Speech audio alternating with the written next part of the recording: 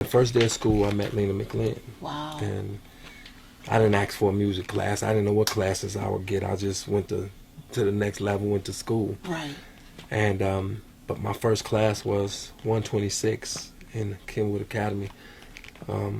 Music class. Made me sing a song in front of the class. That very first day? Yeah, she told me to come here, and she started making me sing. You are so beautiful, and she told me to just repeat after her, and I would. Right. And from the first note, kids was starting to mumble between each other, like in a good way. Yeah. And then she told me to hit a run, and then I hit a run. And of course, if you know how to run a little bit in high school when you're singing, all the girls and everybody gonna go up. So, and that's what happened.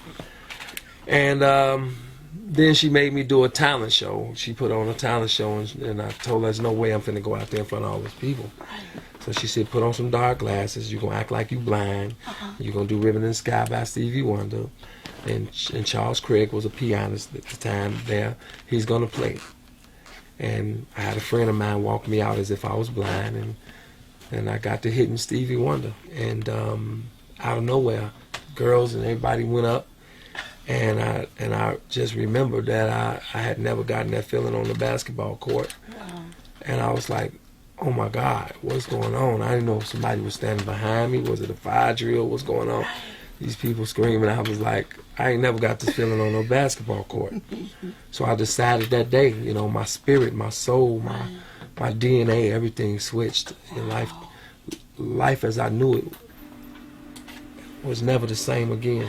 Thanks to Miss McLean. I got up enough money to, but even before that, I ended up hitchhiking to LA at some point. Okay. And I got to LA, and then I lived on Venice Beach. Were you still a teenager? No, I was about 19, something like that. Yeah.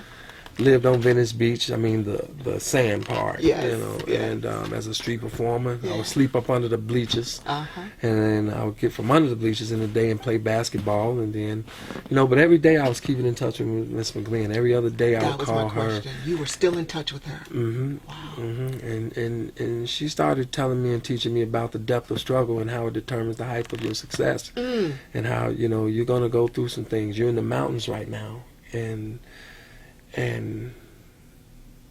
you gotta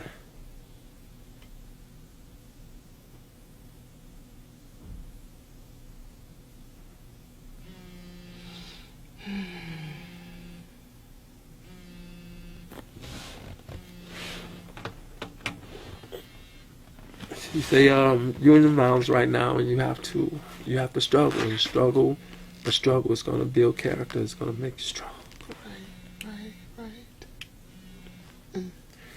She used to tell me, get ready, because this is nothing compared to what you're going to go through once you reach the top of the mountain. Wow. So, well, there's one thing about Miss McGlynn that makes her the greatest human being, on the planet of the earth, is that she don't complain. Yeah. She really never asked me to do nothing. She was just telling me how these people, man, they trying to get me out of here in the building and my apartment, that and the other, and the lawyers and everything, and then and it would be a conversation piece. It wouldn't be a man, it's going down like that. What you want me to do? I got you. Right. But then I started finding out about people, so I started hearing about it. Yeah.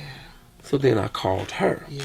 Because I became concerned, and she started telling me, yes, that's what it is. I said, man, Mama, you should have told me, you should have, and she said she didn't want to bother me. She know I'm dealing with a whole lot of stuff.